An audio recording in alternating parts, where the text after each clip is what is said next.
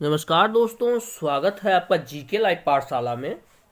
Uttar Pradesh police भर्ती के लिए अंकित भाटी सर की जो है प्रैक्टिस सेट हम लोग सॉल्व कर रहे थे, जिसमें से 2 प्रैक्टिस सेट ऑलरेडी हो चुके थे। आज हम तीसरा प्रैक्टिस सेट देखेंगे, तो इससे पहले आप 2 न देखो तो जाकर उसे ज़रूर देखिए। वीडियो पसंद आ रही तो लाइक ज़रूर कीजिएगा, चैनल को सब्सक्राइब करना न भूलिएगा। चलिए शुरुआत करते हैं तीसरा प्रैक्टिस सेट। पहला क्वेश्चन जो है पार्ट 1 सामान्य हिंदी से दिया गया है। यहाँ पर क्वेश्चन है आपका, हिंदी भाषा में ह्रस्व स्वरों की संख्या कितनी होती है। स्वर और व्यंजन यानी वर्णमाला से बार बार क्वेश्चन पूछे जाते हैं। सही जवाब हो जाएगा आपका ऑप्शन बी, 4 होते हैं ह्रस्व स्वर। अगला प्रश्न दिया गया है, भाषा विज्ञान की दृष्टि से ऊ किस प्रकार का स्वर है। इसका जवाब है आपका ऑप्शन डी, यह जो है पश्च स्वर के अंतर्गत आता है ऊ। अगला प्रश्न है, निम्न में से कंठ वर्ण कौन सा है। कंठ वर्ण की अगर हम बात करते हैं तो ये आपका अ आ जाता है। ऑप्शन यहां से बी से हो जाएगा अ। अगला प्रश्न है, निम्न में से योग रूढ़ शब्द कौन सा है। जवाब हो जाता है आपका वीणा वादिनी। तीसरा अर्थ जिसका निकलता है वही शब्द और जो है योग रूढ़ होता है, तो वीणा वादिनी हो जाएगा ऑप्शन ए। अगला प्रश्न है, महात्मा शब्द में कौन सा समास है, पूछा गया है आपसे। जवाब हो जाएगा आपका कर्मधारय समास है। ऑप्शन यहां से सी सही हो जाएगा। अगला प्रश्न देखते हैं, दिया है निम्न में से कौन सा लुटेरा शब्द में प्रयुक्त प्रत्यय है। इसका जवाब हो जाता है ऑप्शन ए, एरा प्रत्यय है लुटेरा में। ऑप्शन ए सही है। नेक्स्ट क्वेश्चन, बाप का संबंधवाचक संज्ञा रूप कौन सा होगा। जवाब है आपका ऑप्शन डी, बपौती होता है। ऑप्शन यहां से आपका डी सही हो जाएगा। अगला प्रश्न दिया गया है, निम्नलिखित 4 विकल्पों में से शुद्ध वाक्य का चयन कीजिए।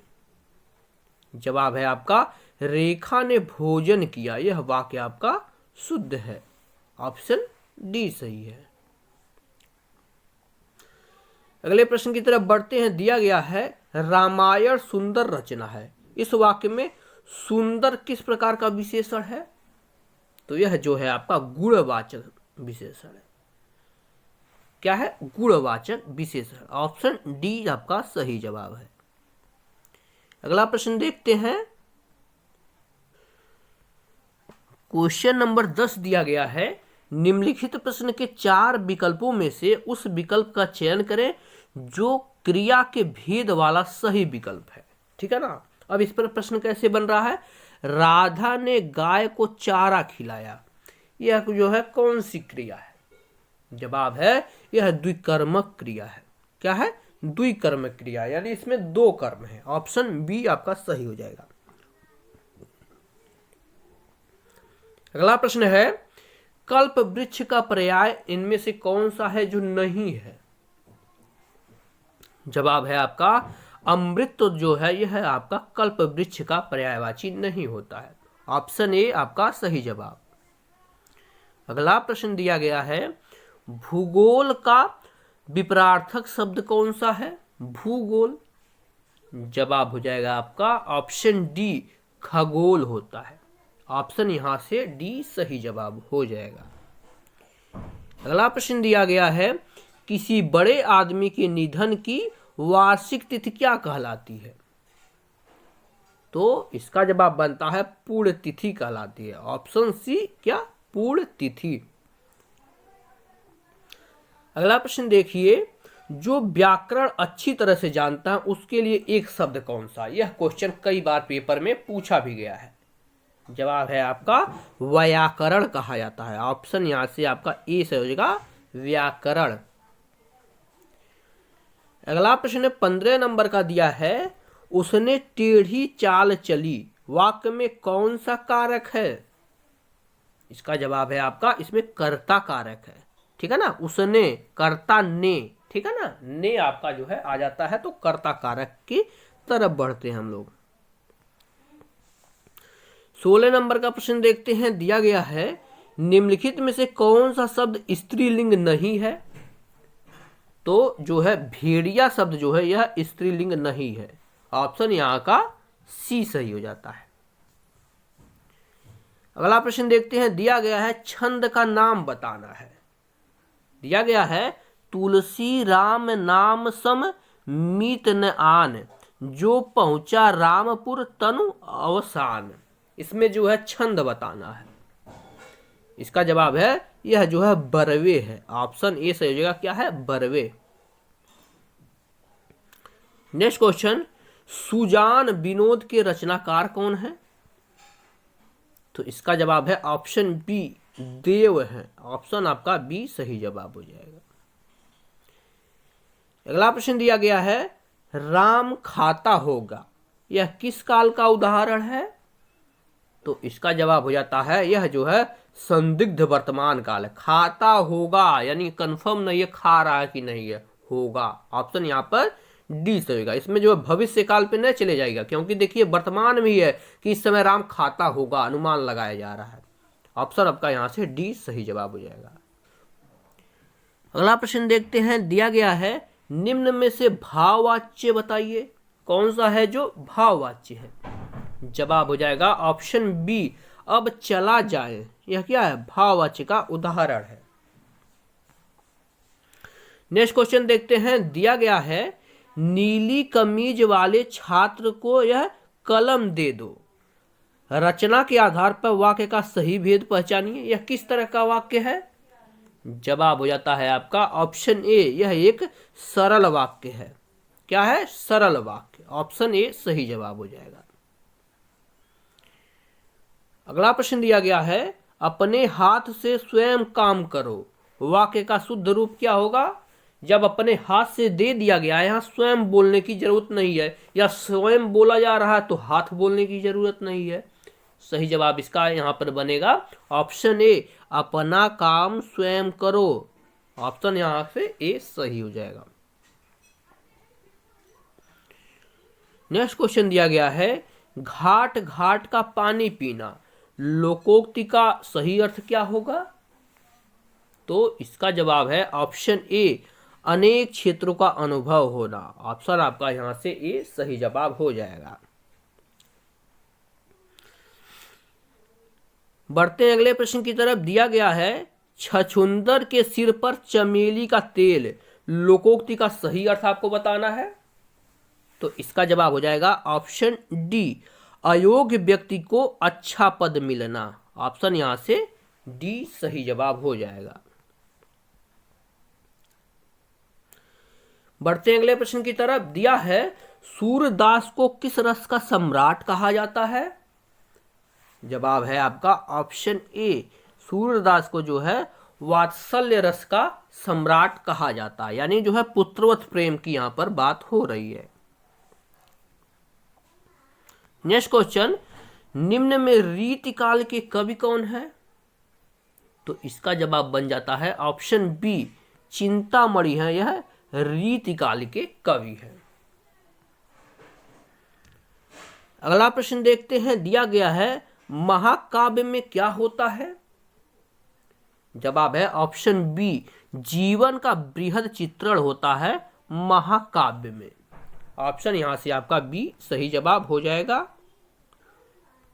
बढ़ते हैं अगले प्रश्न की तरफ। दिया गया है 28 नंबर का प्रश्न, चांद का मुंह टेढ़ा, यह इसके रचयिता कौन है? यह जो है इंपॉर्टेंट क्वेश्चन में रखिएगा, कई बार पेपर में पूछा गया है। जवाब है आपका ऑप्शन डी, मुक्तिबोध है इसके रचयिता। नेक्स्ट क्वेश्चन की तरफ बढ़ते हैं। दिया है माफ कीजिएगा, अशोक के फूल निबंध के रचयिता कौन है? जवाब हो जाएगा आपका ऑप्शन ए, हजारी प्रसाद द्विवेदी जी हैं। अगला प्रश्न, होरी किस उपन्यास का पात्र है? बहुत इंपॉर्टेंट क्वेश्चन है, कई बार पूछा भी गया है। तो यह जो है गोदान में है होरी। आप लोग अगर गोदान पढ़े होंगे तो इसको जानते होंगे अच्छी तरह से। नेक्स्ट क्वेश्चन दिया गया है, शकुंतला किसकी पुत्री थी? जवाब हो जाएगा यह जो है विश्वामित्र की पुत्री थी। ऑप्शन यहां से बी सही होगा, विश्वामित्र की। अगला प्रश्न दिया गया है, मलबे का मालिक कहानी के रचनाकार इनमें से कौन है? जवाब है आपका मोहन राकेश है मलबे के मालिक के रचनाकार। ऑप्शन आपका ये सही जवाब होता है। अगला प्रश्न है, किस वर्ष साहित्य अकादमी पुरस्कार नहीं दिया गया? जवाब हो जाएगा आपका ऑप्शन नंबर यहां से डी से होगा। सन 1962 में जो है साहित्य अकादमी पुरस्कार नहीं दिया गया। नेक्स्ट क्वेश्चन है, वैज्ञानिक प्रयोग की सफलता ने मनुष्य की बुद्धि का अपूर्व विकास कर दिया है। द्वितीय महायुद्ध में एटम बम की शक्ति ने कुछ क्षणों में ही जापान की अजेय शक्ति को पराजित कर दिया है। ध्यान से देखिएगा इस गद्यांश को आप लोग अच्छे तरह पढ़ेंगे तभी आपके 4 क्वेश्चन यहां से मिल जाएंगे बहुत आसानी से। आगे देखते हैं, इस शक्ति की युद्धकालीन सफलता ने अमेरिका, रूस, ब्रिटेन, फ्रांस आदि सभी देशों को ऐसे शस्त्रास्त्रों के निर्माण की प्रेरणा दी कि सभी भयंकर और सर्वविनाशकारी शस्त्र बनाने लगे। अब सेना को पराजित करने तथा शत्रु देश पर पैदल सेना द्वारा आक्रमण करने के लिए शस्त्र निर्माण के स्थान पर देश के विनाश करने की दिशा में शस्त्र बनाने में लगे। इन हथियारों का प्रयोग होने पर शत्रु देश की अधिकांश जनता और संपत्ति थोड़े समय में ही नष्ट की जा सकेगी। चूंकि ऐसे शस्त्रास्त्र प्रायः सभी स्वतंत्र देशों के संग्रहालयों में कुछ न कुछ आ गए हैं, अतः युद्ध की इस स्थिति में उनका प्रयोग भी अनिवार्य हो जाएगा, जिससे बड़ी जनसंख्या प्रभावित हो सकती है। इसलिए निशस्त्रीकरण की योजनाएं बन रही हैं। शस्त्रास्त्रों के निर्माण की जो प्रक्रिया अपनाई गई है उसी के कारण आज इतने उन्नत शस्त्रास्त्र बन गए हैं, जिनके प्रयोग से व्यापक विनाश आसन्न दिखाई पड़ता है। अब भी प्रेरणाओं की रोकथाम तथा बने शस्त्रों का प्रयोग रोकने के मार्ग खोजे जा रहे हैं। इन प्रयासों के मूल में भयंकर आतंक और विश्व विनाश का भय कार्य कर रहा है। यह है आपका गद्यांश। इसके प्रश्न देखते हैं। दिया गया है, इस गद्यांश का मूल कथ्य क्या है? 34 नंबर का प्रश्न। जवाब इसका जो है अगले पेज पर देखेंगे। सही जवाब बन जाता है ऑप्शन डी, निशस्त्रीकरण और विश्व शांति। ऑप्शन यहां से आपका डी सही है। अगला प्रश्न, भयंकर विनाशकारी आधुनिक शस्त्रास्त्रों को बनाने की प्रेरणा किसने दी? तो इसका जवाब है आपका ऑप्शन सी, जापान पर गिराए गए एटम बम ने दी। ऑप्शन यहां से सी आपका सही जवाब है। अगला प्रश्न देखते हैं, एटम बम की अपार शक्ति का प्रथम अनुभव कैसे हुआ? जवाब है आपका जापान में हुई भयंकर विनाश लीला से हुआ इसका जो है अनुभव। अगला प्रश्न देखते हैं, बड़े बड़े देश आधुनिक विनाशकारी शस्त्रों को क्यों बना रहे हैं? इसका जवाब है आपका ऑप्शन नंबर डी, पारंपरिक भय के कारण, यानी एक दूसरे के डर के कारण ऐसे विनाशकारी हथियार बना रहे हैं। तो यहां से हिंदी का पोर्शन पूरा होता है। अब आते हैं सामान्य अध्ययन के पोर्शन पर। नेक्स्ट क्वेश्चन दिया गया है आपका, 54वें अंतर्राष्ट्रीय भारतीय फिल्म महोत्सव 2023 का आयोजन किस राज्य में किया गया? जवाब हो जाता है आपका ऑप्शन सी, गोवा में किया गया। Option C Goa. Next question है, वर्ल्ड चेस चैंपियनशिप 2023 का विजेता कौन रहा है?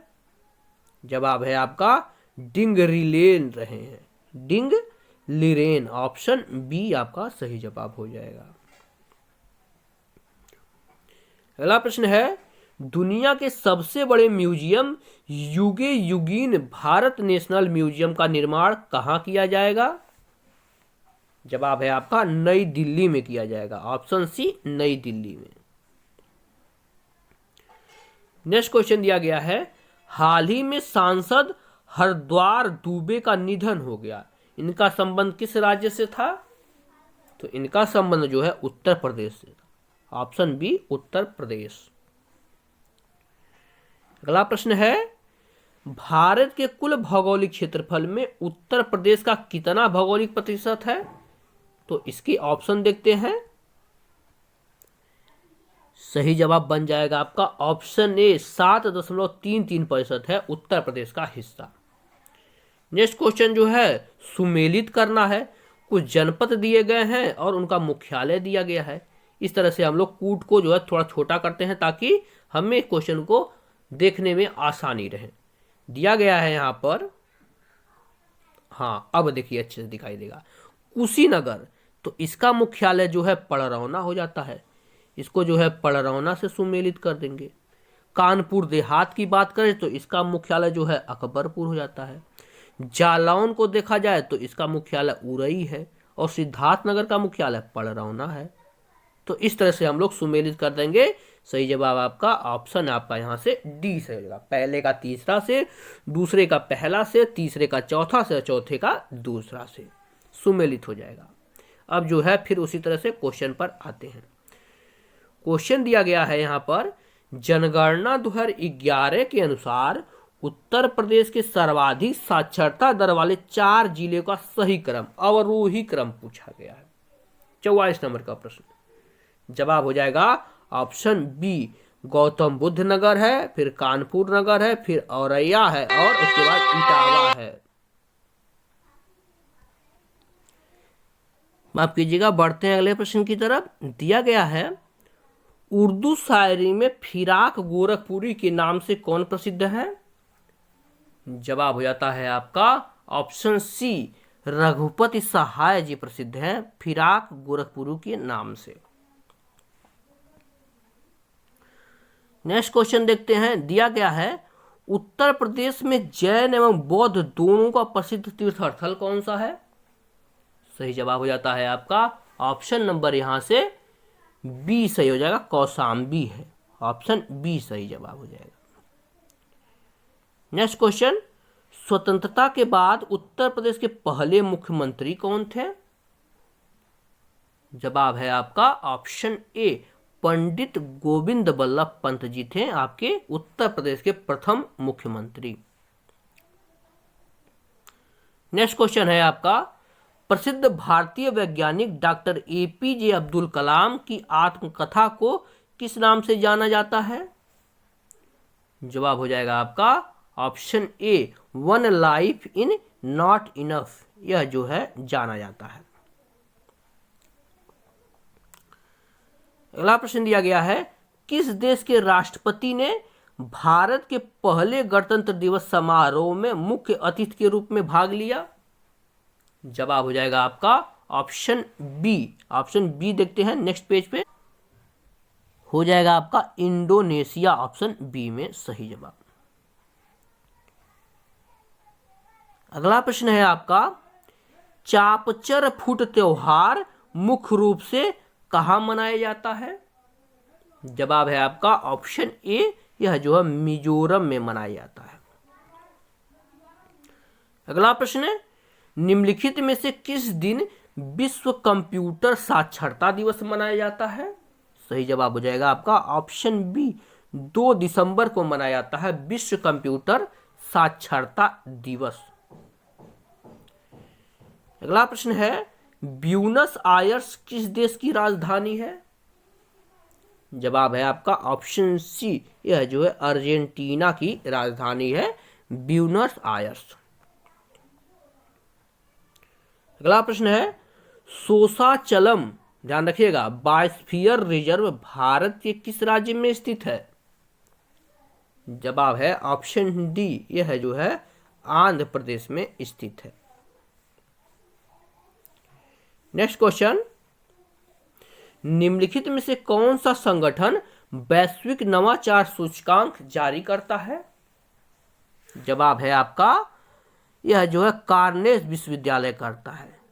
ऑप्शन यहां से आपका बी सही जवाब हो जाएगा। नेक्स्ट क्वेश्चन, निम्नलिखित में से कौन सा संबंध सही है?